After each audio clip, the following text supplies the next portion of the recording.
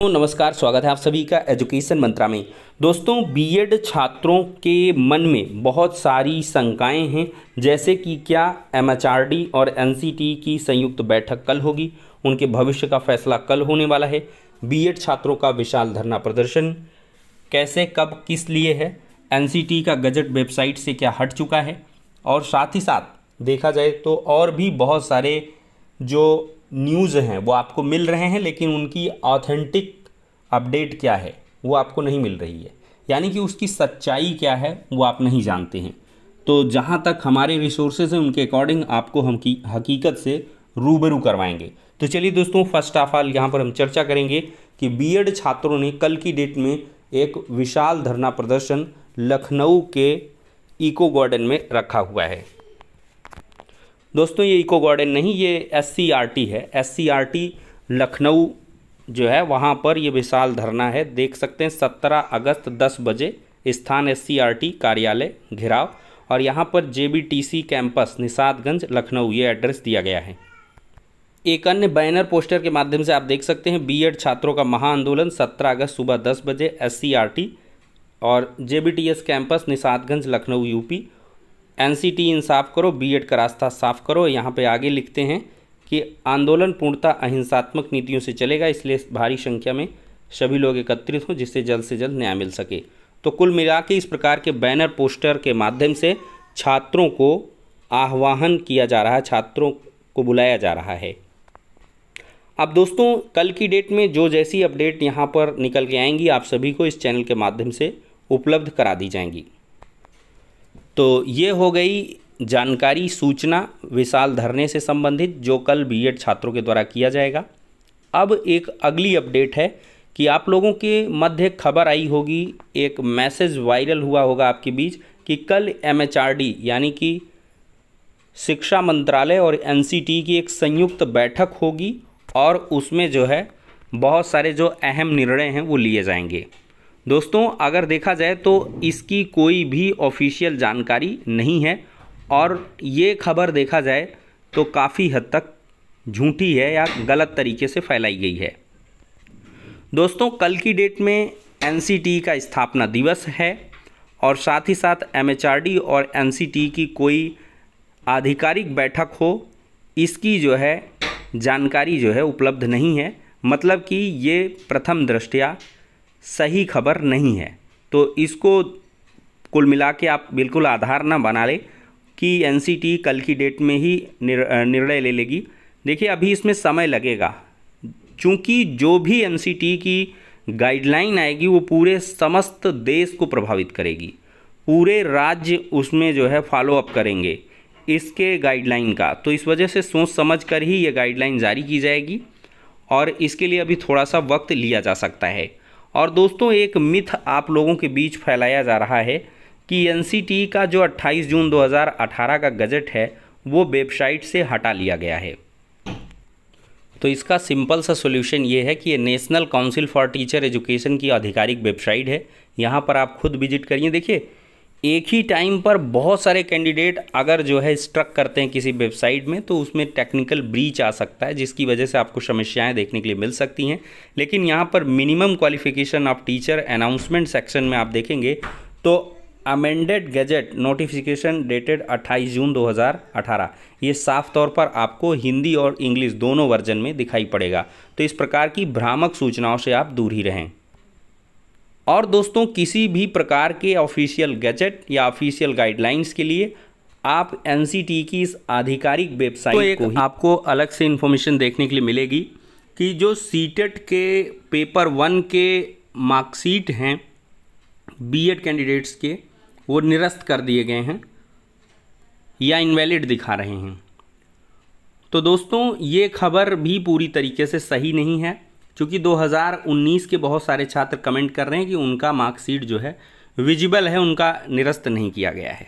दोस्तों, इसका सिंपल सा सॉल्यूशन है, एनसीटी सबसे बड़ी संस्था है कि सीबीएसई ने भले ही यहाँ पर कहा था कि दिसंबर 2022 की जो मार्कशीट होंगी वो माननीय सुप्रीम कोर्ट के ऑर्डर के हिसाब से वेरी करेंगी।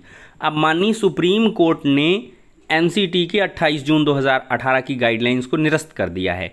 तो सीधा सा मतलब होता है कि 1 to 5 के लिए बीएड कैंडिडेट वैलिड नहीं है। लेकिन यहाँ पर जब तक एनसीटी की तरफ से स्पष्टीकरण नहीं आ जाता है तो सीबीएसई इसको नोटिस के माध्यम से इंटीमेट नहीं कर सकती है, और इसी वजह से सीबीएसई की ऑफिशियल वेबसाइट setet.nic.in पर कोई भी ऐसा नोटिस नहीं आया है, और बाकायदा एक आपको इन्फॉर्मेशन बुलेटिन में देखने के लिए मिलेगा, पब्लिक नोटिस में आएगा कि कैसे क्या कुछ हुआ है। तो अभी थोड़ा सा इंतज़ार करिएगा। ये बात बिल्कुल सही है कि 11 अगस्त 2023 के बाद से जो भी एंट्री है बीएड की वो प्राथमिक में बंद कर दी गई है। अब प्राथमिक में बीएड की एंट्री नहीं हो पाएगी। और आपको देखा जाए एक ऑप्शन दिखेगा कि रिव्यू पिटीशन का।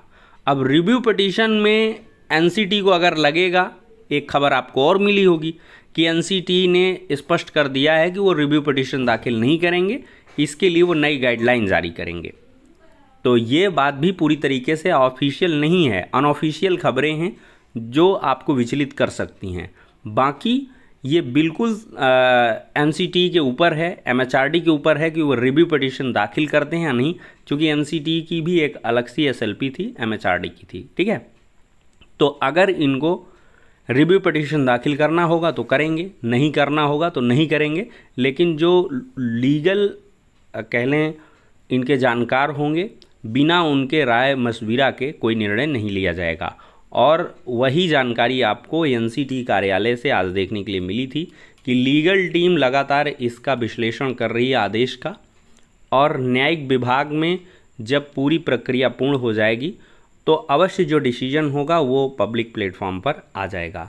तो अभी ये बहुत सारी अफवाहें आपको मार्केट में देखने के लिए मिलेंगी, इन सभी से आपको सावधान रहना है और सनद रहे, चाहे वो बीएड के छात्र हों। देखिए बीटीसी के लिए कोई प्रॉब्लम है ही नहीं, लेकिन बीएड के छात्र बिल्कुल से परेशान हताश ना हों और कोई भी गलत कदम ना उठाएं। कोई भी गलत कदम XYZ अपनी लाइफ से जुड़ा हुआ या किसी भी प्रकार का कह लें प्रोटेस्ट हुआ, कुछ भी इस प्रकार की कोई भी हरकत ना करें, क्योंकि आपका जीवन, आपका भविष्य वो सिर्फ पीआरटी के बाहर हो जाने मात्र से ख़त्म नहीं हो जाता है। आपके पास आज की डेट में देखा जाए तो पीआरटी में बैरियर लगा है, बाकी आप वैकेंसी में जा सकते हो, KVS, NBS, DSSB के 6 to 8 में, TGT में, और साथ ही साथ देखा जाए ब्लॉक एजुकेशन ऑफिसर हो गया, एडेड जूनियर की शिक्षक भर्ती आती है, बिहार की अगर बहाली आएगी, एस्टेट का फॉर्म आप भर दीजिए। तो इस प्रकार से आप अदर स्टेट में भी अप्लाई कर सकते हो, 6 to 8 की जहाँ जहाँ वैकेंसी अदर आती हैं। तो उत्तर प्रदेश में तो कोई वैकेंसी बेसिक में नहीं देखने के लिए मिलेगी, आपको एडेड जूनियर में देखने के लिए मिलेगी, ठीक है।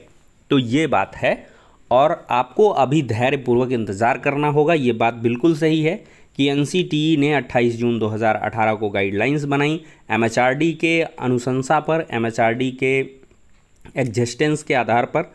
तो कुल मिलाकर अगर देखा जाए तो केंद्र सरकार और एनसीटी की इसमें महत्वपूर्ण भूमिका रही है 28 जून 2018 के गजट आने में, और इसी के चलते इन दोनों का जो आदेश होगा या इन दोनों का जो भी आपसी सहमत के बाद ऑर्डर होगा तो उसको आपको मानना पड़ेगा, और फिर कोई विकल्प ही नहीं रह जाता है।